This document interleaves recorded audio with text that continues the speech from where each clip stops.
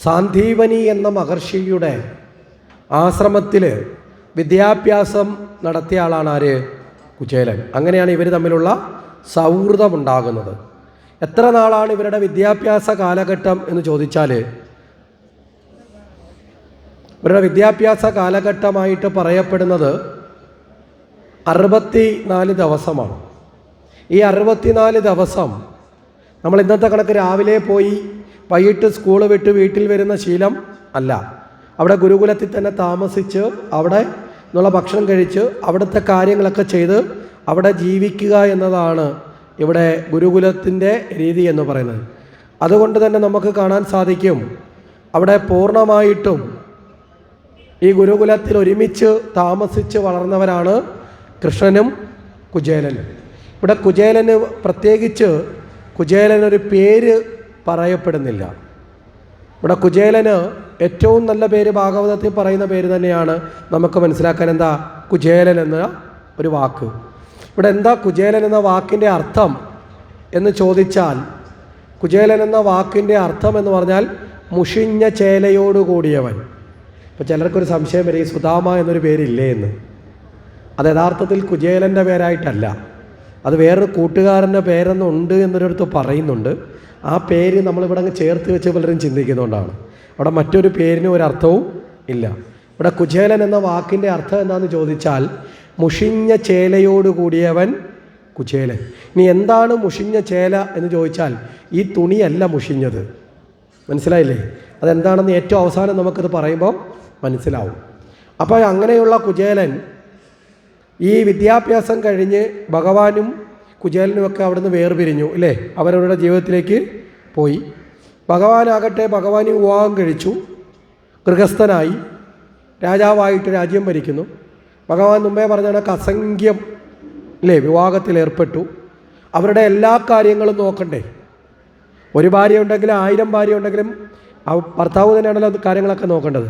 അങ്ങനെയാണെങ്കിൽ ഭഗവാനാണെങ്കിൽ നിന്ന് തിരിയാൻ സമയമില്ലാത്ത കണക്ക് അല്ലേ ഓരോരുത്തരുടെ കാര്യം നോക്കേണ്ട ആവശ്യം ഉണ്ട്. ഇനി നമ്മൾ നോക്കിയാലോ, ഈ 16,008 സംഖ്യ ഉണ്ട് എന്ന് തന്നെ ഉറപ്പിച്ച് നമ്മൾ ചിന്തിച്ചാൽ, ഒരു ദിവസം ഒരു ഭാര്യയുടെ കാര്യം നോക്കിയാൽ ഭഗവാന് മുഴുവൻ ഭാര്യമാരുടെ കാര്യം നോക്കി തീരണമെങ്കിൽ 43 വർഷവും 82 ദിവസവും വേണം. ആലോചിച്ച് നോക്കേ. ഒരു ദിവസം ഒരാളെ വീട്ടിൽ പലചരക്ക് സാധനം മേടിച്ചു കൊടുത്ത് അടുത്ത ദിവസം അടുത്ത ആളെ വീട്ടിൽ മലക്കറിയും മേടിച്ചുകൊണ്ട് പോകണമെങ്കിൽ 43 വർഷവും 82 ദിവസവും. നിങ്ങൾ 16,008നെ 365 കൊണ്ട് ഭാഗിച്ചാൽ മതി, ഞാൻ ഈ പറഞ്ഞ സംഖ്യ കിട്ടും. മനസ്സിലായില്ലേ? എത്ര വർഷം വേണ്ടി വരും ഇത്രയും പേരെ വീട്ടിലൊന്ന് പോയി വരണമെങ്കിൽ? ഇവിടെ കുചേലനും തൻ്റെ പഠനമൊക്കെ കഴിഞ്ഞ് പോയി വിവാഹം കഴിച്ചു. കുചേലൻ ആകെയുള്ളത് ഒരു പത്നി മാത്രമാണ് അല്ലേ. അങ്ങനെയാണെങ്കിൽ ഏറ്റവും കൂടുതൽ സാമ്പത്തികവും അല്ലെങ്കിൽ ഏറ്റവും കൂടുതൽ കുടുംബത്തിൻ്റെ ഭാരവും കുചേലനാണോ ഭഗവാനാണോ ഉള്ളത്? ആർക്കാ ഉള്ളത്? ഭഗവാനാണ്. ഇവിടെ ഒരാളെ നോക്കിയാൽ മതി, ഒരാളുടെ മക്കളെ നോക്കിയാൽ മതി, മറ്റേത് അത്രയും മതിയോ? പോരാ, വളരെ കൂടുതലുണ്ട്. അപ്പോൾ ഇവർ രണ്ടുപേരും 2 തരത്തിൽ കുടുംബജീവിതത്തിലേക്ക് പോവുകയാണ്. ഇവിടെ കുചേലനാകട്ടെ ജീവിതത്തിൽ പ്രാരാബ്ധം കൊണ്ട് ദുഃഖങ്ങളായി പട്ടിണിയിലേക്ക് പോകാൻ തുടങ്ങി കുടുംബം. മക്കളുണ്ട്, അതിന് പ്രാരാബ്ധമൊന്നുമില്ല, അനേകം മക്കളുണ്ട്. ഈ കുടുംബത്തിൻ്റെ പ്രാരാബ്ധം മുഴുവൻ അറിയുന്നത് ആരാ? ഒരു കുടുംബത്തിൽ പ്രാരാബ്ധം അറിയുന്നത് ആ വീട്ടിൻ്റെ ഗൃഹനാഥനാണോ ഗൃഹനാഥയായിരിക്കുമോ? ആരായിരിക്കും ഒരു വീട്ടിലെ പ്രാരാബ്ധം അറിയുന്നത്? പ്രാരാബ്ധം ഏറ്റവും കൂടുതലായിട്ട് അനുഭവിച്ചറിയുന്നത് ആ വീട്ടിലെ അമ്മയാണോ അച്ഛനാണോ? ആരായിരിക്കും? അമ്മയാണ്. എന്താ കാരണം? ഓരോ ദിവസം അരി എടുക്കുമ്പോഴും അമ്മയ്ക്കറിയാം കലത്തിലുള്ള അരിയുടെ അളവ് കുറഞ്ഞുകൊണ്ടിരിക്കുക. ശരിയല്ലേ? എല്ലാ ദിവസവും വീട്ടിൽ ആണുങ്ങൾ കയറി അരി ഇരിക്കുന്ന കലത്തിനകത്ത് നോക്കാറുണ്ടോ അരി എത്ര ദിവസത്തേക്കുണ്ടെന്ന്? അല്ലെങ്കിൽ മുളക് പൊടി എത്ര ദിവസത്തേക്കുണ്ടെന്ന് നോക്കാറുണ്ടോ? മനസ്സിലായില്ലേ? ഇത് നോക്കാതെ തന്നെ ഇത് കൈകാര്യം ചെയ്യുന്ന സ്ത്രീകൾക്കറിയാം ഇത് എത്രത്തോളം ഉണ്ട്, തീർന്നുകൊണ്ടിരിക്കുകയാണെന്ന്. അപ്പോൾ ഏറ്റവും ആദ്യം തന്നെ പ്രാരാബ്ധത്തെ അറിയുന്നത് അപകടം മണക്കുന്നു ആരുടെ ഉള്ളിലാണ്? അമ്മയുടെ ഉള്ളിലാണ്. ഇവിടെയും അത്തരത്തിൽ കുചേലൻ്റെ പത്നി പ്രാരാബ്ധത്തിൻ്റെ ദുഃഖമാണ്. ആകെ എന്തെങ്കിലും കിട്ടിയാൽ അത് എപ്പോൾ തീരും എന്നുള്ള ടെൻഷൻ. തീർന്നു കഴിഞ്ഞാലോ ഇനി വല്ലതും കിട്ടുമോ എന്നുള്ള ടെൻഷൻ, ദുഃഖം. മനസ്സിലായില്ലേ? അപ്പോൾ കിട്ടിയാൽ തീരുവോ എന്നുള്ള വിഷമം, തീർന്നു കഴിഞ്ഞാൽ ഇനി കിട്ടുമോ സാധ്യതയുണ്ടോ എന്നുള്ളത്. ഇവിടെ കുചേലനാകട്ടെ ഇങ്ങനെ ഒരു ടെൻഷനും ഇല്ല. കുചേലൻ രാവിലെ എണീറ്റ് കുളിച്ച് കുറിയൊക്കെ ഇട്ട് അത് കഴിഞ്ഞിട്ട് എന്ത് ചെയ്യും? നാമമൊക്കെ ജപിച്ച് ഇങ്ങനെ നടക്കും. പ്രത്യേകിച്ച് ഒരു ജോലിക്കൊന്നും പോവില്ല. ഇവിടെ ഭഗവാന്റെ കൂട്ടുകാരനാണ് കുചേലനെങ്കിലും ധാർമ്മികമായ വ്യവസ്ഥയിൽ ജീവിതത്തിൽ ആചരിക്കേണ്ട ചില കാര്യങ്ങളിൽ കുചേലന് വീഴ്ചയുണ്ട്. അതുകൊണ്ടാണ് കുചേലന് ഈ ദുഃഖമൊക്കെ വന്നു ചേരുന്നത്. കല്യാണം കഴിച്ച് ഭാര്യയോടൊപ്പം ജീവിക്കുന്ന ഗൃഹനാഥൻ എല്ലാ ദിവസവും രാവിലെ എണീറ്റ് ചന്ദനക്കുറിയൊക്കെ ഇട്ട് ഏതെങ്കിലും അമ്പലത്തിൻ്റെ പടിയിലോ അമ്പലത്തിൽ ആൽത്തറയുടെ ചവിട്ടിലോ പോയിരുന്നുകൊണ്ട് നാരായണ നാരായണ നാരായണ എന്ന് ജപിച്ചിട്ട് വൈകിട്ട് വീട്ടിൽ വന്നാൽ വീട് നല്ല രീതിയിൽ മുന്നോട്ട് പോവോ? പിന്നെന്ത് വേണം? ജോലിക്ക് പോയി കുടുംബം പോറ്റാനുള്ള വക കൊണ്ടുവരണം. മനസ്സിലായില്ലേ? ഇപ്പോൾ നമ്മൾ ആരെങ്കിലും പറയുകയാണ്, എൻ്റെ ഭർത്താവാണെങ്കിൽ ഭയങ്കര ഈശ്വര വിശ്വാസിയാണ്, അദ്ദേഹം ഈശ്വരനെ വിളിച്ചിരിക്കുന്നതുകൊണ്ട് ജോലിക്ക് പോലും പോകത്തില്ല എന്നാരെങ്കിലും പറയുമോ? അങ്ങനെ ആണെങ്കിൽ നമ്മൾ തന്നെ ഒലക്കെടുത്ത് അടിയും കൊടുക്കൂലേ? ഇപ്പം നാട്ടിൽ നമ്മളെ ഏതെങ്കിലും വീട്ടിലൊരു കല്യാണാലോചന വരിക, എന്താ ചെറുക്കൻ? ആ ചെറുക്കൻ ഭയങ്കര നല്ല സ്വഭാവമാണ് കേട്ടോ, ഒരു ദുശീലവും ഇല്ല. ഇതേ കണക്കൊരു തങ്കപ്പെട്ട ചെറുക്കനെ കിട്ടത്തില്ല. കാരണം എന്താ? രാവിലെ എണീറ്റ് കുളിച്ച് ചന്ദനക്കുറി ഇട്ട് ഭഗവാന്റെ മുമ്പിൽ അമ്പലത്തിൽ പോയിരുന്ന് അല്ലെങ്കിൽ പൂജാമുറി കയറുന്ന നാമം ചൊല്ലിക്കൊണ്ടിരിക്കും. നല്ല പയ്യനാണെന്നും പറഞ്ഞ് സർട്ടിഫിക്കറ്റ് കൊടുക്കുമോ നിങ്ങളാരെങ്കിലും? കൊടുക്കില്ല. കാരണം ജീവിതത്തിൽ നമ്മൾ ചെയ്യേണ്ട ചില കർമ്മങ്ങൾ ചെയ്യണം, വേണ്ടേ? ആ കർമ്മങ്ങൾ ചെയ്താലല്ലേ അതിന് ഫലം ഉണ്ടാവുള്ളൂ. ശരിയല്ലേ? ഓരോ ജീവിത സാഹചര്യത്തിലും ഓരോ ധർമ്മ വ്യവസ്ഥയിലും ഇവിടെ പ്രത്യേകിച്ച് ഗൃഹസ്ഥാശ്രമമാണ്. ഗൃഹസ്ഥാശ്രമത്തിൽ ജീവിക്കുമ്പോൾ അവിടെ ഏറ്റവും പ്രധാനം തന്നെ ആശ്രയിക്കുന്നവരെ സംരക്ഷിക്കുക എന്നതാണ് പ്രധാനം. മനസ്സിലാവുന്നുണ്ടോ? ഇനി സന്യാസമാണെങ്കിൽ അതില്ല. കാരണം സന്യാസിയെ ആരും ആശ്രയിക്കുന്നില്ല, അതുകൊണ്ട് സന്യാസി ആരെയും സംരക്ഷിക്കേണ്ട, സ്വന്തം ശരീരത്തെ പോലും ചിന്തിക്കുന്നില്ല. മനസ്സിലാവുന്നുണ്ടോ? അതുകൊണ്ട് അവർക്ക് എങ്ങനെ വേണമെങ്കിലും ജീവിക്കാം. ഇവിടെ യഥാർത്ഥത്തിൽ കുചേലൻ സന്യാസിയാണോ? അല്ല, ഗൃഹസ്ഥാശ്രമിയാണ്. പക്ഷെ ചെയ്യുന്ന പ്രവൃത്തി എന്താ? സന്യാസിയുടെ കണക്കാണ്. മനസ്സിലാവുന്നുണ്ടോ? അപ്പോൾ വൈരുദ്ധ്യമുണ്ടായി. അപ്പോൾ ആ വൈരുദ്ധ്യം ആ ജീവിതത്തിൻ്റെ ഭാഗമാണ്. ആ ഭാഗം കൊണ്ടാണ് അത് സംഭവിക്കുന്നത്. ചോദിച്ചോളൂ, എന്താ സംശയം? ചോദിച്ചോ ചേട്ടാ, സംശയം എന്താ?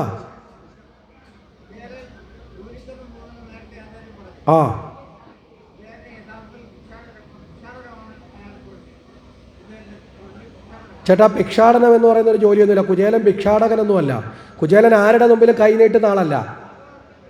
ഭാഗവതത്തിൽ ആ വരി എടുത്തുകൊണ്ട് വന്നു കഴിഞ്ഞാൽ ഞാൻ ഇപ്പം ഇവിടെ വെച്ചിട്ട് ചേട്ടനെ നമസ്കരിക്കാം. അല്ല, തർക്കത്തിനല്ല ഇത് പറയണത്. ചേട്ടൻ ആ ഭാഗവതത്തിൻ്റെ വരിയൊന്നും എടുത്തേ. ഭാഗവതം എന്താ ഇവിടെ ഇരിപ്പുണ്ട്? ദാണ്ട ബുക്കിരിപ്പുണ്ട്. ചേട്ടൻ പഠിച്ചത്, ചേട്ടൻ എന്ത് പഠിച്ചു, എവിടുന്ന് പഠിച്ചു എന്ന് എനിക്കറിയണ്ട. ഇവിടെ നമുക്ക് നല്ലതാണ്, ബഹളം വെക്കണ്ട, നമുക്ക് തർക്കം. പുസ്തകം ഇവിടെ ഇരിപ്പുണ്ട്. ആരെങ്കിലും ഇവിടെ ഇരിക്കുന്നവർക്ക് വായിച്ച് നോക്കിയിട്ട് ഒന്ന് പറയട്ടെ, പൂർണ്ണമായിട്ട് കേട്ടിട്ട് മറുപടി പറയുക. ചേട്ടാ, പൂർണ്ണമായിട്ട് കേക്ക്. ഒരു പാത്രത്തിലോട്ട് വെള്ളം ഒഴിക്കുമ്പോൾ കൈ കൊണ്ട് ഇടയ്ക്കിടയ്ക്ക് അടച്ചുകൊണ്ടിരുന്ന വെള്ളം വീഴുമോ? ആദ്യം അത് കേട്ടിട്ട് നമുക്ക് സംസാരിക്കാം. മനസ്സിലായില്ലേ? കുചേലൻ ഭിക്ഷയെടുക്കുന്ന ആളാണെങ്കിൽ കുചേലൻ ഭഗവാന്റെ അടുത്തേക്ക് പോകാൻ മടിക്കില്ലായിരുന്നു. കുചേലൻ മടിച്ച ആളാണ്. ഒരാൾ ഭാര്യയുടെ നിർബന്ധം കൊണ്ട് ജീവിതത്തിൽ ഒരിക്കൽ മാത്രമേ കുചേലൻ അങ്ങനെ പോയിട്ടുള്ളൂ. അല്ല, പറയട്ടെ ചേട്ടാ, ചേട്ടന് സംശയമാണോ എന്നെ പഠിപ്പിക്കാൻ വന്നതാണോ? എന്നാ പറയുന്നത് മുഴുവൻ കേട്ടിട്ട് ചോദിച്ചോ. ചേട്ടാ, ആളാണോ അല്ലേ എന്നുള്ളതല്ല നമ്മൾ പറയുന്നത്. നിങ്ങൾ സമയം കളയരുത്, അതുകൊണ്ടാണ്. ഇത് ഈ TV ചാനലിലെ ചർച്ചയല്ല, അത് കോലാഹലമാണ്.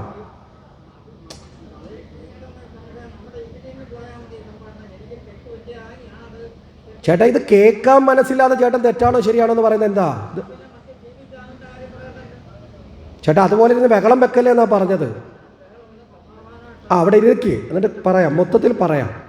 ഇവിടെ ഇത്രയും പേരും ഇരിപ്പുണ്ടല്ലോ, ചേട്ടൻ മാത്രമല്ലല്ലോ, അത് മൊത്തത്തിൽ കേക്ക്.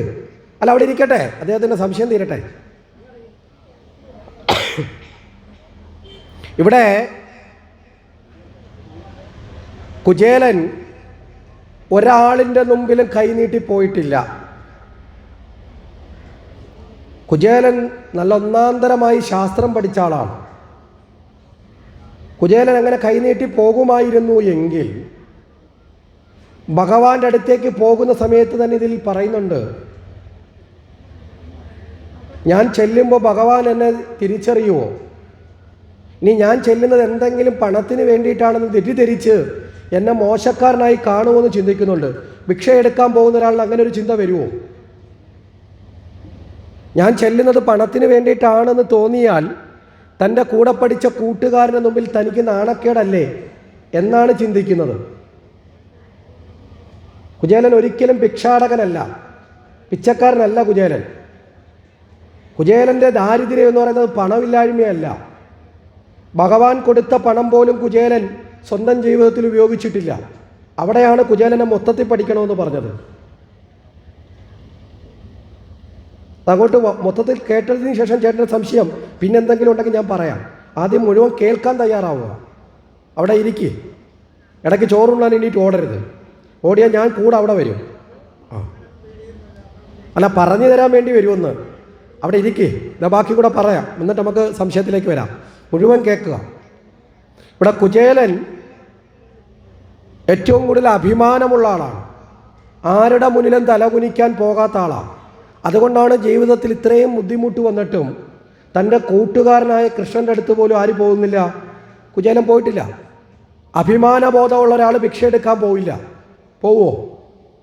നമ്മൾ ചില വ്രതം എടുക്കുമ്പം, നമ്മളിപ്പോൾ പളനി പോകുന്ന സമയത്ത് നമ്മളൊരു വ്രതത്തിന് വേണ്ടി നമ്മളൊക്കെ അല്ലേ, നമ്മൾ വീടുകളിൽ പോയിട്ട് എന്ത് എടുത്തിട്ടുണ്ട്? ഭിക്ഷ എടുത്തിട്ടുണ്ട്. അത് പട്ടിണി മാറ്റാനുള്ള ഭിക്ഷ എടുപ്പല്ല, യാചകനല്ല. നമ്മളെന്തിനാ അങ്ങനെ ഈ പളനി പോകുമ്പോഴൊക്കെ ഈ തട്ടത്തി ഭസ്മമൊക്കെ ഇട്ടുണ്ടല്ലേ, നമ്മൾ വീടുകളിൽ പോയി ഹരഹരോ എന്ന് പറഞ്ഞ് ഭിക്ഷ എടുത്തിട്ടുണ്ട്. ഞാനും എടുത്തിട്ടുണ്ട്. എൻ്റെ അമ്മയോടൊപ്പം കുഞ്ഞുനാളിൽ പോയിട്ടുണ്ട്. അത് കഴിഞ്ഞ് അല്ലാത്ത സമയങ്ങളിൽ പോയിട്ടുണ്ട്. അതെന്തിനാണെന്നറിയാവോ? ഈ ഞാനെന്ന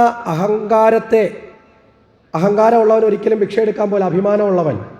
മനസ്സിലാവുന്നുണ്ടോ? നമ്മളൊരു വീട്ടിൽ പോയി ഭഗവാന്റെ ഒരു തട്ടവും വെച്ച് നമ്മുടെ മുമ്പിൽ നമ്മളൊരു ദക്ഷിണ വാങ്ങുമ്പോൾ ആ ദക്ഷിണ എന്ന് പറയുന്നത് നമ്മൾ അവരെ മുമ്പിൽ താഴുകയാണ് അല്ലേ? നമ്മുടെ ഞാനെന്ന ഭാവം, അഭിമാനത്തെ, ദേഹാഭിമാന ബോധത്തെ കളഞ്ഞ് ഭഗവാനെ നേടാനുള്ള വഴിയാണ് ക്ഷേത്രാരാധനയിൽ ഭിക്ഷ എടുക്കുന്നത്. അത് ഇതും വ്യത്യാസമുണ്ട്. ജീവിതത്തിൽ സന്യാസിമാർ ഭിക്ഷ എടുക്കും. എപ്പോഴാ? മന്ത്രദീക്ഷ കിട്ടി സന്യാസിയാവുമ്പോൾ. കാരണം എന്താ? ശരീരബോധം ഉണ്ടാവരുത്, അതിനു വേണ്ടിയിട്ടാണ്. ഇവിടെ കുചേലന് അഭിമാനബോധമുള്ള ആളാണ്. ഭിക്ഷ എടുക്കുന്ന ആളാണെങ്കിൽ ഏറ്റവും കൂടുതൽ സമ്പത്ത് കിട്ടുന്ന ഭിക്ഷക്കാരുടെ നിന്ന്. ശരിയല്ലേ? ഭിക്ഷ എടുത്തവൻ്റെ വീട്ടിൽ പട്ടിണി വരില്ല. ഭിക്ഷ എടുക്കുന്ന ആളാണെങ്കിൽ ഭിക്ഷ എടുക്കുന്നതിൻ്റെ വീട്ടിൽ ഇന്ന് പട്ടിണി ഇല്ലാത്തത് യഥാർത്ഥത്തിൽ. നിങ്ങൾ ചിന്തിച്ചു നോക്കേ, ഇന്ന് നമ്മളെയൊക്കെ വീട്ടിൽ വന്ന് ഭിക്ഷ ചോദിക്കുന്ന ആൾ നമ്മളെക്കാൾ വലിയ സമ്പന്നനാണ്. ഈ അടുത്തിടയ്ക്ക് തന്നെ നമ്മൾ ഇന്നത്തെ കാലഘട്ടം എടുത്ത് പറഞ്ഞാൽ, ഈ അടുത്തിടയ്ക്ക് നമ്മൾ ബോംബെയിൽ നിന്ന് ഒരാളെ വാർത്ത വന്നു പത്രത്തിലൊക്കെ. അയാൾക്ക് സ്വന്തമായിട്ട് 2 ഫ്ലാറ്റുണ്ട്. മനസ്സിലായില്ലേ? 10-15 മുറി കട വാടകയ്ക്ക് കൊടുത്തിട്ടുണ്ട്. അയാൾ വലിയ കാറിനകത്താണ് ഭിക്ഷ എടുക്കാൻ വേണ്ടി വരുന്നത്. കാറിൽ നിന്ന് ഇറങ്ങിക്കഴിയുമ്പോൾ വേഷമൊക്കെ മാറി തെരുവിലിങ്ങനെ ഇരിക്കും. എന്താ കാര്യമെന്ന് ചോദിച്ചാൽ, കയ്യിൽ പണമില്ലാത്തതുകൊണ്ടല്ല, കൊച്ചുനാളിൽ വേറൊരു നാട്ടിൽ നിന്ന് ഓടി വന്ന ആളാണ്. അപ്പോൾ കുഞ്ഞുനാൾ തൊട്ടേ എല്ലാ ദിവസവും പോയി ആ മുംബൈയിലെ തെരുവിലിരുന്ന് പൈസ വാങ്ങി ശീലിച്ചത് കൊണ്ട് ഇയാൾക്ക് ഇത് വാങ്ങിയില്ലെങ്കിൽ ഒരു ദിവസം ഉറക്കം വരത്തില്ല. മനസ്സിലായി? അയാൾ എല്ലാ ദിവസവും വന്ന് ഈ വേഷത്തിലിരിക്കും. ശരി, അത് നമുക്ക് വിടാം. ഇവിടെ ഭാഗവത്തിലേക്ക് തന്നെ വരാം. ഇവിടെ കുചേലന് ഈ അഭിമാന ബോധമുള്ളത് കൊണ്ട് ആരുടെ മുന്നിൽ അഭിമാനം പണയം വെക്കുന്ന ആളല്ല. അതുകൊണ്ടാണ് വീട്ടിലെ ദാരിദ്ര്യം വർദ്ധിച്ചു വന്നിട്ടും ആ ദാരിദ്ര്യത്തിന് ഒരു കുറവും ഇല്ലാതെ വരുന്ന സമയത്ത്, ദാരിദ്ര്യത്തിന് ഒരു കുറവും ഇല്ലാതെ വരുന്ന അവസ്ഥയിൽ കുചേലൻ്റെ പത്നി നിർബന്ധിക്കുകയാണ്. കുചേലൻ സ്വമേധയാ പോകുന്നുണ്ടോ? കുചേലൻ്റെ പത്നിയാ പറയുന്നത്, നിങ്ങളുടെ കൂട്ടുകാരനെ ഒന്ന് പോയി കാണും, സുഹൃത്താണ്, അദ്ദേഹം രാജാവാണ്, അദ്ദേഹത്തെ പോയി കണ്ടാൽ അദ്ദേഹം സഹായിക്കും, അദ്ദേഹം ഒരുപാട് പേരെ സഹായിക്കുന്നുണ്ട്, അപ്പോൾ അതുകൊണ്ട് നിങ്ങളൊന്ന് പോയി കാണുക എന്ന് നിർബന്ധിച്ചിട്ടും എത്ര കണ്ട് നിർബന്ധിച്ചിട്ടും ആര് പോകുന്നില്ല? കുചേലൻ പോകുന്നില്ല. ഏറ്റവും ഒടുവിൽ കുചേലൻ്റെ പത്നി കുചേലനോട് പറയുന്നുണ്ട്, അന്നം ഒരു ദിനം ഒരു നേരമെങ്കിലും, അന്നം ഒരു ദിനം ഒരു നേരമെങ്കിലും അത് നമ്മുടെ മക്കൾക്ക് കൊടുക്കാൻ സാധിക്കണം. അതില്ല എന്നുള്ള അവസ്ഥയാണ് ഇപ്പോൾ ഉള്ളത്. അന്നം ഒരു ദിവസം 3 നേരമല്ല, നമ്മളൊക്കെ 3 നേരം കഴിക്കുന്നവരാ അല്ലേ, ചിലപ്പോൾ 4 നേരവും കഴിക്കും. ഇവിടെ ഒരു ദിവസത്തിൽ 1 നേരം പോലും കഴിക്കാനില്ല. അവിടെ പറയുന്നുണ്ട്, പാരം വിശന്ന് കരയും കിടാവിൻ്റെ പാരവശ്യം കണ്ടുരുകുന്നു മാനസം. മനസ്സുരുകിക്കൊണ്ടിരിക്കുക ഈ ഇത് കണ്ട്. കാരണം മക്കൾക്ക് ഭക്ഷണമില്ലെങ്കിൽ ഏറ്റവും കൂടുതൽ ദുഃഖിക്കുന്നത് ആരാ? അമ്മയാണ്. മനസ്സിലാവുന്നുണ്ടോ? ഇനി സ്വന്തം മക്കളുടെ വിശപ്പ് മാറ്റാൻ വേണ്ടി തനിക്കുള്ളത് കൂടി വിളമ്പിക്കൊടുത്തിട്ട് വെറും വെള്ളം കുടിച്ചുകൊണ്ട് കിടക്കുന്ന അമ്മമാരുണ്ട്. ഇപ്പോൾ ഇവിടെ ഈ ഒരു അമ്മ പറയുന്നത്, ഒരു നേരത്തെ ഭക്ഷണമെങ്കിലും കൊടുക്കാൻ അതിന് പോലും ഗതിയില്ല. ആ വിഷമം കണ്ടെൻ്റെ മനസ്സ് ഉരുകുവാണ്. ഇവിടെ കുചേലനാകട്ടെ ഇതൊന്നും ശ്രദ്ധിച്ചിട്ടില്ല ഇതുവരെയും.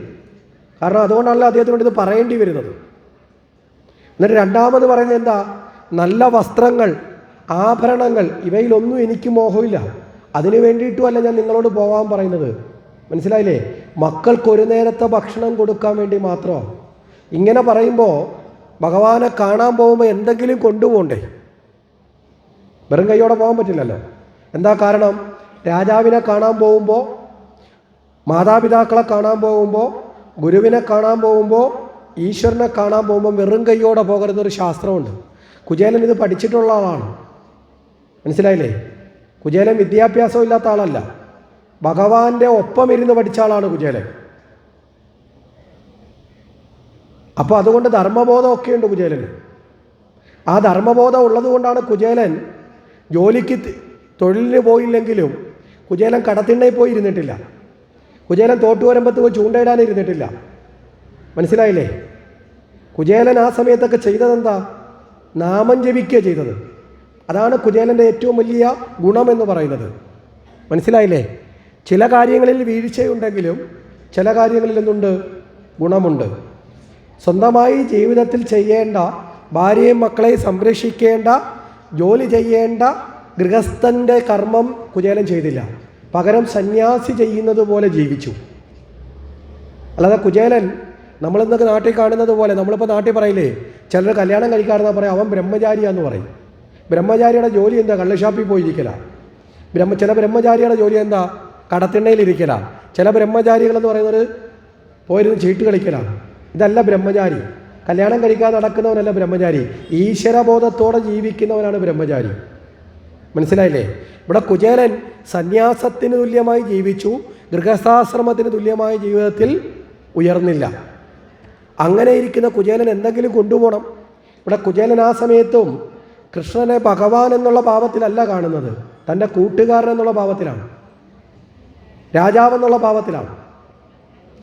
ആ സമയത്താണ് തൻ്റെ പത്നി അവസാനം എന്ത് ചെയ്തു? കുചേലൻ അവിടേക്ക് പോകാനൊരു തടസ്സം എന്താ? എന്തെങ്കിലും കൊണ്ടുപോകണമല്ലോ. പോകാൻ സമ്മതിച്ചു. ഏറ്റവും ഒടുവിൽ കുചേലൻ ഇതുവരെയും പോകാത്തത് കൃഷ്ണനെ കാണാൻ ആഗ്രഹമില്ലാത്തതുകൊണ്ടല്ല, തൻ്റെ ജീവിതത്തിൻ്റെ ഈ അവസ്ഥയിൽ നിന്നുകൊണ്ട് കൃഷ്ണനെ കാണാൻ ചെന്നാൽ കൃഷ്ണൻ തന്നെ തെറ്റിദ്ധരിക്കുമോ എന്നുള്ള ഒരു ചിന്തയുണ്ടായിരുന്നു, ഒരു ഒലയുന്ന മനസ്സ്. കാരണം ഒട്ടും പണമില്ലാത്ത ഒരുത്തൻ പണമുള്ളവനെ കാണാൻ ചെല്ലുമ്പോൾ പണക്കാരൻ വിചാരിക്കില്ലേ, ഇവ എൻ്റെ എന്തോ സമ്പത്ത് മേടിക്കാൻ വരുന്നതാണ്, ഇനി അങ്ങനെയൊക്കെ ചിന്തിക്കുമെന്നൊരു ഭയം ആർക്കുണ്ടായിരുന്നു? കുചേലനുണ്ടായിരുന്നു. പിന്നെ തൻ്റെ ഇപ്പോഴത്തെ അവസ്ഥ ഭഗവാൻ അറിയുന്നതിലൊരു നാണക്കേടും ഉണ്ടായിരുന്നു. ഈ അഭിമാനമുള്ളവനാണ് നാണക്കേട് വരുന്നത്. മനസ്സിലായില്ലേ? എല്ലാ വീട്ടിലും യാചിച്ച് നടക്കുന്ന ഭിക്ഷക്കാരനാണെങ്കിൽ അവന് അഭിമാനം വരുമോ? നാണക്കേടും വരില്ല. അപ്പം ഇവിടെ ഭിക്ഷ എടുത്തത് പകരം ആരാ? കുചേലൻ്റെ ഭാര്യയാണ്, കുചേലനുമല്ല. ഇവിടെ എപ്പോഴാണ് ഭിക്ഷ എടുത്തത്? ജീവിതത്തിൽ ഇന്ന് വരെ ഭിക്ഷ എടുത്തിട്ടില്ല. കുചേലൻ്റെ കുടുംബത്തിൽ ആരും ഭിക്ഷയെടുക്കാൻ പോയിട്ടുമില്ല. ആദ്യമായിട്ട് കുചേലൻ്റെ ഭാര്യ ഭിക്ഷയെടുക്കാൻ പോവുകയാണ്. അതുകൊണ്ടാണ് ചില ആചാര്യന്മാർ പറയാറുണ്ട്, അഗ്നിസാക്ഷിയായി താലി കെട്ടിയൊരു ധർമ്മഭക്തിയെ ഭിക്ഷ തെണ്ടുവാൻ അയക്കുന്നവൻ ഉത്തമനോ. മനസ്സിലായില്ലേ? ഭിക്ഷ എടുത്ത് ജീവിക്കുന്നത് അങ്ങനെ ഉത്തമനായ പണിയല്ല. അഗ്നിസാക്ഷിയായി താലി കെട്ടിയൊരു പത്നിയെ ഭിക്ഷ തെണ്ടാൻ അയക്കുന്നവൻ, യാചിച്ച് ജീവിക്കാനല്ല ഭാഗവതം പഠിപ്പിക്കുന്നത്, പ്രവർത്തിച്ച് ജീവിക്കാനാണ്. മനസ്സിലാവുന്നുണ്ടോ? ചെയ്യേണ്ട കർമ്മങ്ങൾ ചെയ്ത് ജീവിക്കാനാണ്. അതുകൊണ്ടാണ് ശങ്കരാചാര്യ സ്വാമികൾ പണ്ട് പറയും, ഉദര നിമിഷം ബഹുകൃത വേഷം. ഉദരത്തിന് വേണ്ടിയിട്ട് ധരിക്കേണ്ടതല്ല സന്യാസം. ഭസ്മം പൂശി കാഷായം പൂശി കൈനീട്ടി നടക്കുന്നവരല്ല സന്യാസി. അത് ഭിക്ഷയെടുക്കല, വേഷം കെട്ടൽ മാത്രമാണ്. അവനവൻ ചെയ്യേണ്ട കർമ്മങ്ങൾ ചെയ്ത് മുന്നോട്ട് പോകണം. അതേ കുഞ്ചൻ കളിയാക്കിയത് ഉദരനിമിത്തം ബഹുകൃത വേഷം എന്നൊക്കെ പറഞ്ഞത്. അപ്പോൾ ഇവിടെ കുചേലൻ്റെ പത്നി ജീവിതത്തിൽ ആദ്യമായി പോയി ഭിക്ഷ എടുക്കുക. അതുകൊണ്ടാണ് ഉത്തമനോ എന്നൊരു ചോദ്യം വരുന്നത്. മനസ്സിലായില്ലേ? അതിനു മുമ്പ് പോയി ഭിക്ഷ എടുക്കുന്ന ശീലം ഉണ്ടായിരുന്നെങ്കിൽ ഈ 4 വീട്ടിൽ പോയി ഭിക്ഷ എടുത്തു എന്ന് എടുത്തു പറയേണ്ട ആവശ്യമില്ലല്ലോ. മനസ്സിലായോ? അങ്ങനെയാണെങ്കിൽ അവരെ വീട്ടിൽ എന്തെങ്കിലും കൊണ്ടുപോകാൻ കാണത്തില്ലായിരുന്നു. അതുമില്ല.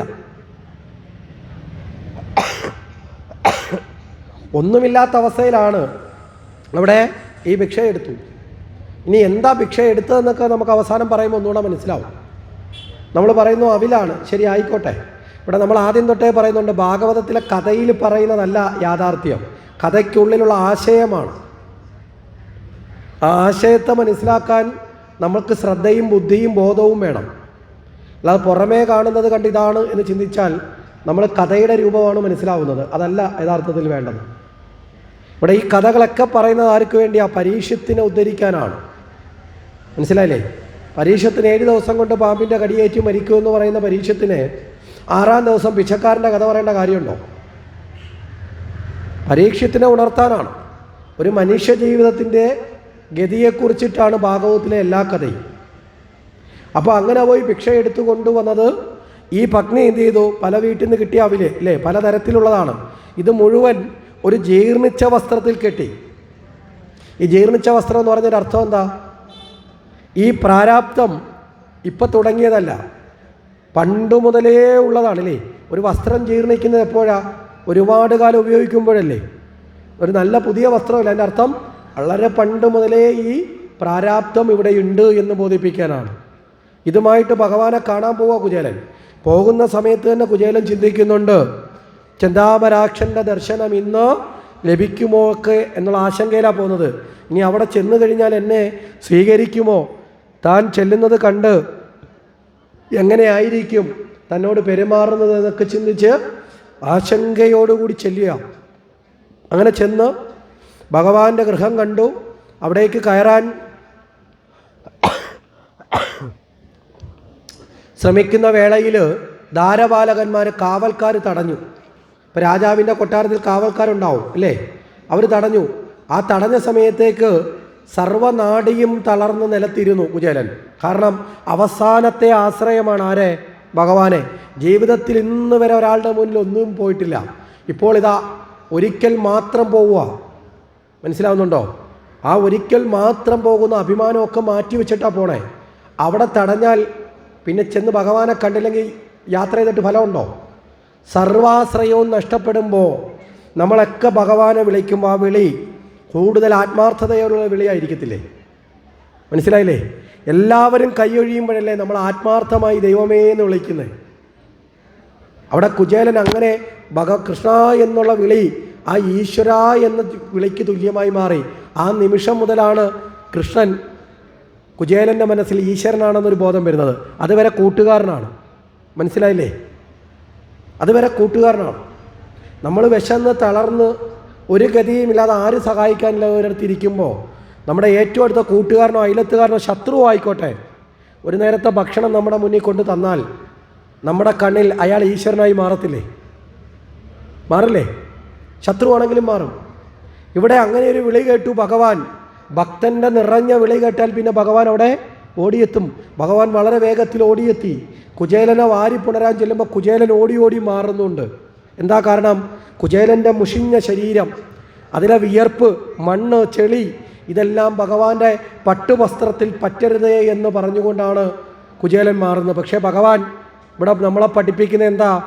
ശരീരത്തിൻ്റെ പുറമേയുള്ള അഴുക്കുകളൊന്നും അല്ല ഞാൻ നോക്കുന്നത്, മനസ്സിൻ്റെ ശുദ്ധിയാണ്. മനസ്സിലായില്ലേ? കുചേലൻ അങ്ങനെ ഭഗവാൻ കുചേലനെ വാരിപ്പുണർന്നു. ഇവിടെ നമ്മൾ എന്താ പഠിക്കേണ്ടത്? നമ്മളെ പുറമേയുള്ള രൂപമോ ഭംഗിയോ അല്ല ഭഗവാൻ നോക്കുന്നത്, പിന്നെയോ നമ്മുടെ മനസ്സിൻ്റെ ശുദ്ധിയാണ്. ആ മനഃശുദ്ധിയാണ് ഏറ്റവും പ്രധാനം ഈശ്വരനെ നേടാൻ വേണ്ടത്. അപ്രകാരം കുചേലനെ വാരിപ്പുണർന്ന കുചേലനെയും കൊണ്ട് ഭഗവാൻ പോയി. നേരെ തൻ്റെ 7 നില മാളികയ്ക്ക് മുകളിലേക്ക് എത്തി. ഭഗവാൻ ഇരിക്കുന്ന സപ്രപഞ്ചക്കട്ടലിൽ തന്നെ കണ്ടാൽ തിരിച്ചറിയുമോ, ആരാന്ന് ചോദിക്കുമെന്നൊക്കെയായിരുന്നു കുചേലൻ്റെ മനസ്സിൻ്റെ ഭാവം. കാരണം എന്താ? പഠനം കഴിഞ്ഞ് കുറേ കാലം കഴിഞ്ഞു. അതിനോടകം കുചേലനെ കണ്ട രൂപമൊക്കെ മാറി. ദാരിദ്ര്യമുള്ള ആളിൻ്റെ ശരീരത്തെ മാറ്റത്തില്ലേ വളരെ വേഗത്തിൽ? പട്ടിണിയും ദാരിദ്ര്യവും, രൂപമൊക്കെ മാറി. കുചേലനെ കണ്ടാൽ ഈ സമയത്തൊരു വലിയ വൃദ്ധൻ്റെ ഭാവമായി. പക്ഷെ ഭഗവാൻ നല്ല യുവാവുമാണ്. അപ്പോൾ ആ സംശയമൊക്കെ മാറ്റുകയാണ് ഭഗവാൻ കുചേലൻ്റെ. നേരെ കൊണ്ടുവന്ന് പട്ടുമെത്തയിലിരുത്തി. ആ കാല് കഴുകി, ആ കാലിലെ തീർത്ഥം എടുത്ത് തൻ്റെ ശിരസിൽ തളിച്ചു. എന്താ? ഭക്തൻ്റെ തീർത്ഥം. മനസ്സിലായില്ലേ? ഭഗവാൻ പോലും ധരിച്ചാൽ ഭക്തനാണ് ഭഗവാനെ നിലനിർത്തുന്നത്. ശരിയല്ലേ? ഗുരുവായൂർ അമ്പലത്തിൻ്റെ പ്രത്യേകത എന്താണെന്ന് ചോദിച്ചപ്പോൾ അതിനെക്കുറിച്ച് പണ്ട് ആചാര്യൻ പറഞ്ഞത്, ഗുരുവായൂരപ്പൻ ഭക്തനെ അങ്ങ് വളർത്തി. ഗുരുവായൂരപ്പൻ പൂന്താനത്തെയും കുറൂരമ്മയും വില്യമംഗലത്തെയും ഭട്ടതിരിപ്പാടിനെ പോലെയുള്ള അനേക പരമഭക്തന്മാരെ സൃഷ്ടിച്ചു. ഈ പരമഭക്തന്മാർ മുഴുവൻ ഭഗവാനെക്കുറിച്ച് പാടി പാടി പാടി ഗുരുവായൂരപ്പൻ്റെ മഹത്വത്തെ വർദ്ധിപ്പിച്ചു. മനസ്സിലാവുന്നുണ്ടോ? നല്ല ഭക്തന്മാരാണ് എപ്പോഴും ആ ഭഗവാന്റെ ചൈതന്യത്തെ വർദ്ധിപ്പിക്കുന്നത് ആ സ്ഥലങ്ങളിൽ. അപ്പോൾ ഇവിടെയും ആ ഭക്തൻ്റെ സ്ഥാനം ഉന്നതമാണ് എന്നാര് ബോധിപ്പിക്കുന്നു? ഭഗവാൻ ബോധിപ്പിക്കുകയാണ്. ഭാഗവത്തിൽ പറയും, വൈകുണ്ഠ പ്രിയ ദർശനം. ഭഗവാന്റെ ഭക്തനെ നമസ്കരിക്കുന്നത് ഭഗവാനെ നമസ്കരിക്കുന്നതിന് തുല്യമാണ്. മനസ്സിലായില്ലേ? ഭഗവാന്റെ ഭക്തനെ നമസ്കരിക്കുന്നത് ഭഗവാനെ നമസ്കാരം. എന്താ? ഭഗവാന്റെ ഭക്തൻ്റെ ഉള്ളിൽ ആരേ ഉള്ളൂ? ഭഗവാൻ മാത്രമേ ഉള്ളൂ. അപ്പോൾ ഭഗവാനെ നമസ്കരിക്കുന്നത് പോലെയാണ് ഭക്തനെ നമസ്കരിക്കുന്നത്. അങ്ങനെയുള്ള ഭക്തൻ്റെ പാദം കഴുകി അത് കഴിഞ്ഞിട്ട് പിന്നെ പറയുന്നത് എന്താ? അവിടെ ആ കുചേലന് ഭഗവാൻ എല്ലാ ആഭരണങ്ങളും ധരിപ്പിച്ചു കൊടുക്കുകയാണ്. ഇവിടെ ഭാഗവത്തിൽ പറയുമ്പോൾ അതൊരു പദ്യം പോലെ സുര പുഷ്പങ്ങളെല്ലാം ധരിപ്പിച്ചു എന്ന് പറയും. എല്ലാ ആഭരണവും ധരിപ്പിച്ചു. ഉടുത്തുകൊണ്ട് വന്ന വസ്ത്രം വരെ മാറ്റി നല്ല പട്ടുവസ്ത്രം കൊടുത്തു. മനസ്സിലായില്ലേ? എല്ലാം കൊടുത്ത് കുചേലനെ അവിടെ ഇരുത്തി. എന്നിട്ട് ഭഗവാൻ കുചേലനോട് ചോദിച്ചു, വീട്ടിലെ വിശേഷം എന്തൊക്കെയുണ്ട്? എന്തിനാ? കുചേലൻ എന്തെങ്കിലും വിഷമങ്ങൾ പറയുമോ എന്നറിയാനാണ്. മനസ്സിലായില്ലേ? കുചേലൻ ഇന്ന് വരെ ഒരിടത്ത് പോയൊരു വിഷമം പറഞ്ഞിട്ടില്ല. അതുകൊണ്ട് കുചേലൻ ഇവിടെയും പറഞ്ഞില്ല. ഭാര്യ സൂപ്പർ മാർക്കറ്റിൽ പോകുന്ന കണക്കൊരു ലിസ്റ്റ് കൊടുത്താൽ വിട്ടത്. പക്ഷെ കുചേലൻ അതൊന്നും പറഞ്ഞില്ല. പറഞ്ഞിട്ടുണ്ടോ? കുചേലൻ ഭഗവാനെ കണ്ട ആനന്ദം കൊണ്ട് കൃഷ്ണ കൃഷ്ണ കൃഷ്ണ എന്ന് ജപിക്കുന്നതല്ലാതെ ഒന്നും പറയുന്നില്ല. ഭഗവാൻ ചോദിക്കുന്നതിന് മറുപടി പറയുന്നു, വേറെ ഒന്നും തന്നെ പറയുന്നില്ല. യാതൊന്നും പറയാതെ ആ ഭഗവാന്റെ മുമ്പിലിരിക്കുക. ഇതെല്ലാം കൊടുത്ത ഭഗവാൻ അവസാനം കുചേലനോട് ചോദിച്ചു, നമുക്ക് തരാൻ വേണ്ടി ഒന്നും കൊണ്ടുവന്നില്ലേ? മനസ്സിലായില്ലേ? ഒരു ഭക്തൻ എന്താണോ ഭഗവാനിലേക്ക് കൊടുക്കേണ്ടതെന്നാണ് നമ്മൾ ചിന്തിക്കേണ്ടത്. നമുക്ക് പിന്നീട് അത് കുറിച്ച് ഇങ്ങനെ കയറി വരാം എന്ന് പറഞ്ഞപ്പോൾ ഇവിടെ കുചേലനൊരു നാണക്കേട്. കൊണ്ടുവന്ന സാധനം ഭിക്ഷയെടുത്ത് കൊണ്ടുവന്നതാണ്. ഭിക്ഷയെടുത്ത് കിട്ടിയതും പല വീടുകളിൽ നിന്ന് കിട്ടിയതുമാണ്. അങ്ങനെയുള്ളത് ഭഗവാന് കൊടുക്കുന്നത്, ഭിക്ഷയെടുത്തത് കൊടുക്കുന്നത് തന്നെ മോശമാണെന്ന് ചിന്തിച്ചു, മാറ്റിവെക്കാൻ ശ്രമിച്ചു. ഭഗവാനാകട്ടെ കുചേലൻ്റെ കയ്യിൽ നിന്ന് പിടിച്ചു മേടിച്ചു. എന്താ കാരണം? കുചേലൻ കൊടുക്കാതിരുന്നത് ഈ ഭഗവാന്റെ മുമ്പിലിരിക്കുന്ന പായസവും പഴവർഗ്ഗങ്ങളും ഒക്കെ കണ്ടിട്ട് ഇതൊക്കെ കഴിക്കാനായിട്ട് വെച്ചുകൊണ്ടിരിക്കുന്ന ഒരാളിൻ്റെ അടുത്ത് നിന്നിട്ട് ഈ അവില് കൊടുത്താൽ അത് കഴിച്ചില്ലെങ്കിൽ നാണക്കേടായിരിക്കാം? കുചേലനാണ്. അതുകൊണ്ടാണ് കൊടുക്കാതിരുന്നത്. പക്ഷെ ഭഗവാൻ അതൊക്കെ മാറ്റി വെച്ചിട്ട് ഈ അവില് വാങ്ങി വളരെ സന്തോഷത്തോടെ ഒരു പിടി വാങ്ങി കഴിച്ചു. രണ്ടാമത്തെ പിടി വാങ്ങിക്കഴിക്കാൻ സാധിച്ചില്ല. രണ്ടാമത്തെ പിടി വാരുമ്പോൾ രുക്മിണി കയ്യിൽ കയറി പിടിച്ചു. എന്താ? ഈ അവില് മോശമായതുകൊണ്ടാണോ? കയ്യിൽ കയറി പിടിച്ചു. എന്തുകൊണ്ട് പിടിച്ചു എന്നൊക്കെ നമ്മൾ ചിന്തിക്കണം. മതി മതി, ഭഗവാൻ ഇന്ന് എല്ലാം കൊടുത്തു എന്ന് പറഞ്ഞത് വാങ്ങി മാറ്റിവെച്ചു. അത് കഴിഞ്ഞ് ഭഗവാൻ കുചേലനോടൊപ്പം ഇരുന്നു. ഗുരുകുലത്തിൽ പഠിച്ച കഥകളൊക്കെ വീണ്ടും പറഞ്ഞു, ചർച്ച ചെയ്തു. ഗുരുവിൻ്റെ കടാക്ഷം ഉണ്ടായിരുന്നതൊക്കെ പറഞ്ഞു. നേരം വെളുത്തു. അതുവരെ തൻ്റെ മെത്തയിൽ കിടത്തി ഉറക്കി. ആ കുചേലൻ്റെ പാദങ്ങളൊക്കെ തടവി കൊടുത്തു. നേരം വെളുത്തപ്പോൾ ഭഗവാൻ കുചേലനോട് ചോദിച്ചു, അല്ല പോന്നില്ലേ? മനസ്സിലായില്ലേ? തിരിച്ച് പോകണ്ടേ? കാരണം ഭാര്യയും മക്കളും ഒക്കെ ഉണ്ടല്ലോ. ഇവിടെ എന്തുകൊണ്ടാണ് ഭഗവാൻ അങ്ങോട്ട് പോകണില്ലെന്ന് ചോദിച്ചാൽ, ഭഗവാനൊരു ദുർബലതയുണ്ട്. ആ ദുർബലതയ്ക്ക് അടിമപ്പെടരുതെന്ന് ഭഗവാൻ ആഗ്രഹിച്ചു. എന്താ ദുർബലത? ഭഗവാന്റെ ദുർബലത ഭക്തനാണ്. മനസ്സിലായില്ലേ? കുചേലൻ ഇനിയും കുറച്ചു നേരം കൂടി ഇവിടെ ഇരുന്നു പോയാൽ കുചേലനെ പിന്നെ വേർപിരിയാൻ ആർക്ക് സാധിക്കില്ല? ഭഗവാന് സാധിക്കില്ല. ഭഗവാൻ തളർന്നു പോവും. കാരണം ഭക്തനാണ് ഭഗവാന്റെ, ഈശ്വരൻ്റെ ദുർബലത അല്ലെങ്കിൽ ദൗർബല്യം എന്ന് പറഞ്ഞാൽ ആരാ? ഭക്തനാണ്. ഭക്തനെയാണ് ഭഗവാൻ ഏറ്റവും കൂടുതൽ സ്നേഹിക്കുന്നത്.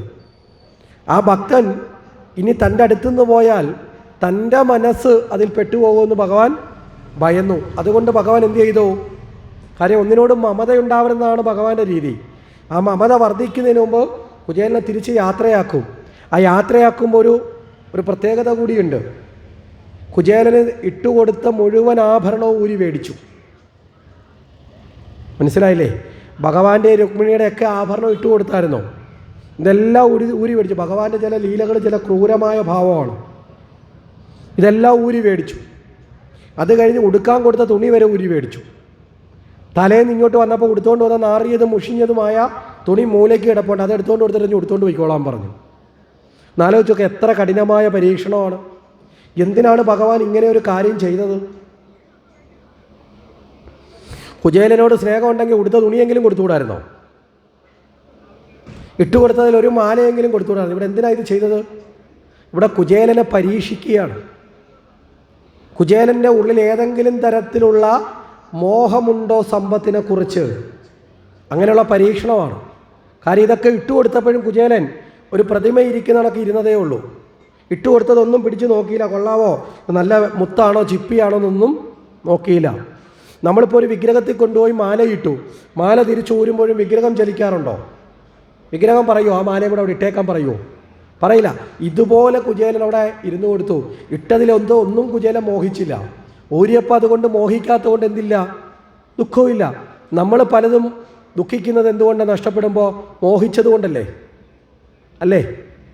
എൻ്റേതെന്ന ഭാവത്തിൽ സ്വന്തമാക്കി വെച്ചത് കൊണ്ടല്ലേ നമ്മൾ അത് കയ്യിൽ നിന്ന് പോകുമ്പോൾ നമുക്ക് ദുഃഖം വരുന്നത്? ഉദാഹരണം പറയാം. ഇപ്പം നിങ്ങളിപ്പോൾ ഇവിടെ ഇരിക്കുന്ന കസേര നിങ്ങളുടെ മനസ്സിൽ ഉത്തമ ബോധ്യം എൻ്റെ കസേരയല്ല, തൽക്കാലം ഇരിക്കുന്ന. അതുകൊണ്ട് ആ കസേരയിൽ നിന്ന് എണീറ്റ് പോകുമ്പോൾ നിങ്ങൾക്ക് കസേരയിൽ നിന്ന് എണീറ്റ് പോയെന്നുള്ള വിഷമമുണ്ടോ? ഉണ്ടോ? എന്താ കാരണം? എൻ്റെ കസേരയല്ല. ആ കസേര ഒരു കൊച്ചുകുട്ടി പെട്ടെന്ന് കയറി അത് ഒടിഞ്ഞു. യോ എന്തിനാണ് ഒടിച്ചതെന്ന് ചോദിക്കുക. അല്ല നിങ്ങൾക്ക് ദുഃഖമുണ്ടോ കൂടുതൽ? എന്താ കാരണം? എൻ്റേതല്ല. ഇവിടെ ഇതെല്ലാം ഊരി തിരിച്ചു മേടിച്ചു. കാരണം ഭഗവാൻ ചിന്തിക്കുന്നത് ഇത് ഊരി മേടിക്കുമ്പോഴെങ്കിലും കുചേലൻ ഭഗവാനെ ആ ചെറിയ മാലയെങ്കിലും ഇരിക്കട്ടെ എന്ന് മോഹിച്ചാൽ കുചേലൻ ഔട്ട്. ഭാഗവതത്തിൽ കുചേലൻ്റെ കഥ വരുത്തില്ല പിന്നെ. മനസ്സിലായില്ലേ? ഭഗവാന് ആയിരക്കണക്കിന് ലക്ഷക്കണക്കിന് ഭക്തന്മാരുണ്ട്.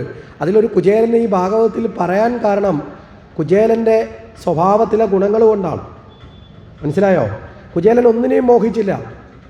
ഭഗവാന്റെ അടുത്തുനിന്ന് യാത്ര പറഞ്ഞ് കുചേലൻ പോവുക.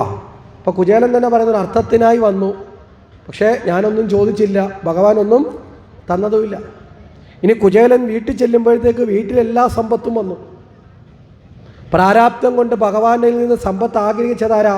കുചേലനാണോ കുചേലൻ്റെ ഭാര്യയാണോ? ഭാര്യയാണ്. അവർക്കെല്ലാം വന്നു ചേർന്നു. കുചേലൻ ആഗ്രഹിച്ചത് ഭഗവാനെ നേടാനാണ്. കുചേലൻ ഭഗവാനെ നേടി, സമ്പത്ത് ആഗ്രഹിച്ചവർ സമ്പത്ത് നേടി. നേരെ ചെല്ലുമ്പോൾ അവിടെ നേരെ ചെല്ലുന്ന സമയത്ത് ആ വീട്ടിലെ സമ്പത്തൊക്കെ കണ്ടു. ഭാര്യ പറഞ്ഞു, ദേ കണ്ടില്ലേ, അതും ഇതൊക്കെ കിട്ടി. കുചേലൻ ഇതൊന്നും നോക്കിയില്ല. ഞാൻ കാരണമാണ് ഇതെല്ലാം വന്നത്, അതുകൊണ്ട് ഇതിൻ്റെ കണക്കൊക്കെ എടുത്ത് താക്കോൽ ചെയ്താന്നല്ലേ നമ്മൾ പറയത്തുള്ളൂ. നമ്മളാണെങ്കിൽ അല്ലേ? ഞാൻ പോയതുകൊണ്ട് എൻ്റെ കൂട്ടുകാരൻ നന്നേ എന്നൊക്കെ പറയും. ഇവിടെ കുചേലൻ അതൊന്നും പറഞ്ഞില്ല. കുചേലൻ അന്നേരവും കൃഷ്ണ കൃഷ്ണ എന്ന് ജപിച്ചുകൊണ്ട് ഇരിക്കുകയാണ്. ഈ സമ്പത്തിലെ ഒന്നും കുചേലൻ കൈകൊണ്ടെടുത്തിട്ടില്ല. അത് പകരം കുചേലൻ ഇവിടെ പറയുന്നത് എന്താ? ഇക്കളി മാധവമായ എന്ന് ദൃഢം. ഇതും ഭഗവാന്റെ ഒരു കളിയാണ്. എന്താ കാരണം? ഭഗവാന്റെ അടുത്തിരുന്നപ്പോൾ തന്ന സമ്പത്ത് ഊരി മേടിച്ചപ്പോഴും അല്ലേ ഞാനതിൽ മോഹിച്ചില്ല. ഇനി ഭഗവാൻ അടുത്തിരുന്നത് കൊണ്ടാണ് മോഹിക്കാത്തത്. എന്നാൽ പിന്നെ ഭഗവാൻ അടുത്തില്ലാത്തപ്പോൾ കൊടുത്താൽ ഇവൻ അതിൽ മോഹിക്കുമോ എന്നറിയാൻ വേണ്ടി ഭഗവാൻ ഇത് മുഴുവൻ അവിടെ എത്തിച്ചതാണ്. മനസ്സിലായില്ലേ? ഇക്കളി മാധവമായ. മായ എന്ന് പറഞ്ഞാൽ എന്താ? ഇല്ലാത്തത്, സത്യമല്ലാത്തത്. അതിൽ ഞാൻ മാധവമായ എന്ന് ദൃഢം. ഇനി എന്നിട്ട് പറയുന്നു, എല്ലാം ഹരിചരണങ്ങൾ ഗതി നമുക്കില്ലൊരു സംശയം എന്നുറപ്പിച്ചു. ഹരിചരണമല്ലാതെ ഭഗവാന്റെ പാദങ്ങളല്ലാതെ മറ്റൊരു സമ്പത്തും ലോകത്ത് നമുക്ക് സദ്ഗതിയല്ല. മനസ്സിലാവുന്നുണ്ടോ? ഇവിടെയാണ് കുചേല സദ്ഗതി. ഈ സമ്പത്തൊന്നും തൊട്ടിട്ടില്ല. ഹരിചരണപാദങ്ങൾ, അതിനേക്കാൾ വലിയ സദ്ഗതി വേറെ ഇല്ല എന്ന് പറഞ്ഞുകൊണ്ട് കുചേലൻ ജീവിച്ചു. കുറേ നാൾ കഴിഞ്ഞപ്പോൾ കുചേലൻ്റെ ഭാര്യ വന്ന് ചോദിക്കാൻ തുടങ്ങി, നിങ്ങൾക്കൊരു ടെൻഷനും ഇല്ലേ? കുചേലൻ ചോദിച്ചു, എന്തിന് ടെൻഷൻ? അല്ല, പണ്ട് പണം ഇല്ലാത്തതിൻ്റെ ടെൻഷനായിരുന്നു, ഇപ്പോൾ പണം വന്നതിൻ്റെ ടെൻഷനാണ്. ആ കുചേലൻ ഭാര്യയോട് പറഞ്ഞു, ഭവതി ഭഗവാന്റെ പാദത്തെ സ്മരിച്ച് ജീവിച്ചാൽ ഒരു ദാരിദ്ര്യവും ഒരു പ്രാരാബ്ധവും ജീവിതത്തിൽ നമുക്ക് ടെൻഷൻ ഉണ്ടാവില്ല. ഇവിടെ കുചേലൻ്റെ പ്രാരാബ്ധമാണ്, ദാരിദ്ര്യമല്ല. ദാരിദ്ര്യത്തിൻ്റെ പുറമേയുള്ള കഥയിലാണ് ദാരിദ്ര്യം. ഒരു ജീവന് ദാരിദ്ര്യം എന്ന് പറയുന്നത് യഥാർത്ഥത്തിൽ എന്താ?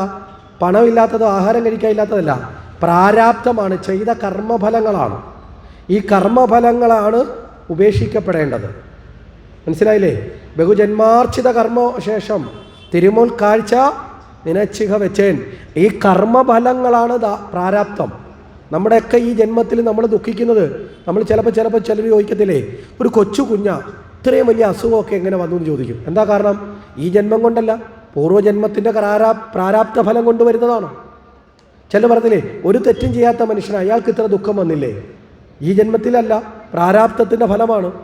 ആ പ്രാരാബ്ധങ്ങളാണ് ഇവിടെ യഥാർത്ഥത്തിൽ ജീവൻ്റെ ദാരിദ്ര്യം.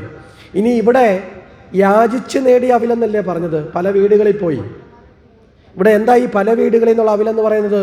ഇവിടെ ഈ അവിലെന്ന് പറയുന്നത് ഇന്ദ്രിയങ്ങളാണ്. പ്രാരാബ്ധം എപ്പോഴാണ് ജീവിതത്തിൽ വരുന്നത്? നമ്മുടെ ഇന്ദ്രിയങ്ങൾ നിയന്ത്രിക്കപ്പെടാതെ ഇന്ദ്രിയങ്ങൾ മറ്റു വീടുകളിൽ മറ്റുള്ളതിൽ കയറി ഇറങ്ങി നടക്കുമ്പോഴാണ്. കണ്ണ് അയലത്തെ വീട്ടിൽ, മൂക്ക് അയലത്തെ വീട്ടിൽ, നാക്ക് അയലത്തെ വീട്ടിൽ. മനസ്സിലായില്ലേ? ചെവി മറ്റുള്ളവരുടെ പുറകെ, ഇങ്ങനെ പലരുടെയും പുറകിൽ ഓടിയാൽ ജീവിതത്തിൽ പ്രാരാബ്ധം മാറുമോ? ഈ ഇന്ദ്രിയങ്ങളൊക്കെ ആരിലേക്ക് പോകണം? ഭഗവാനിലേക്ക് ചേരണം. മനസ്സിലാവുന്നുണ്ടോ? അതുകൊണ്ടാണ് ഈ ഇന്ദ്രിയങ്ങളെ മുഴുവൻ യാചിച്ചു നേടിയെന്ന് പറയുന്നത്. ഇന്ദ്രിയങ്ങളെ തിരിച്ചു കൊണ്ടുവന്നു അതിനെ നിയന്ത്രിച്ച് ഒരു കിഴിയിൽ കെട്ടിയെന്ന് പറഞ്ഞാൽ അതിനെ ചേർത്ത് ബന്ധിച്ചു. എന്താ? പ്രാരാബ്ധമാകുന്ന ആ ജീവിത പ്രാരാബ്ധമാകുന്ന ആ കിഴിയിലേക്ക് ആ ഇന്ദ്രിയങ്ങളെ ബന്ധിച്ചു. ഈ ഇന്ദ്രിയങ്ങളെയാണ് ഭഗവാനിലേക്ക് സമർപ്പിക്കേണ്ടത്. നമ്മുടെ കണ്ണും മൂക്കും നാക്കും ത്വക്കും ചെവിയും. കാരണം കാണുന്നതൊക്കെ നാരായണ പ്രതിമ, കേൾക്കുന്നത് നാരായണ നാമം, അല്ലേ? നമ്മളങ്ങനെയല്ലേ? എല്ലാം ഈശ്വരനിലേക്ക് എത്തണം. നമ്മളിടയ്ക്ക് ദീപാരാധനയുടെ തത്വം പറഞ്ഞ ഓർമ്മയുണ്ടല്ലോ. ഇന്ദ്രിയങ്ങൾ ഭഗവാനിലേക്ക് ഏകോപിപ്പിക്കണം. അപ്പോഴാണ് ജീവന് പ്രാരാബ്ധങ്ങൾ അകലുന്നത്. ഈ പ്രാരാബ്ധങ്ങൾ അകലുന്ന ജീവനാണ് കുചേലൻ. അല്ലാതെ കുചേലൻ ഒരു സുഹൃത്ത് എന്നുള്ള അർത്ഥത്തിലല്ല എടുക്കേണ്ടത്, ഒരു ജീവനാണ്. ഇവിടെ എന്താണ് സുഹൃത്തെന്ന് ചോദിച്ചാൽ പരമാത്മാവിൻ്റെ സുഹൃത്താണ് ജീവൻ.